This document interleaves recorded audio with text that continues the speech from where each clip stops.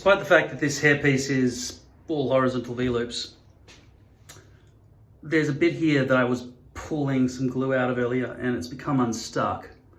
I'm a bit sweaty. This is the one that's got the striker, what the fuck thing is, holes in it. So it's getting pretty hot, sort of. Not really, it's 18 degrees. It's a nice temperature. But before I go out the door, I'm just gonna stick this down quickly. Imagine you're on the road. This is in your backpack. I mean, if you don't carry a backpack, you've got your car with you, right? I mean, you're not just walking down the street with no bag, just your pockets.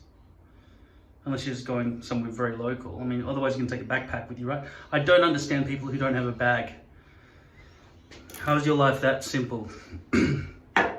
Anyway, imagine you don't have this thing. You've just got to glue this, hold this back with one hand and do this with one hand. It's okay, one-handed gluing, holding this back up. Because I'm intending right now, even though there's some residual glue on that, right? I've just come out of the shower less than half an hour ago. So I'm gonna do a very quick layer here.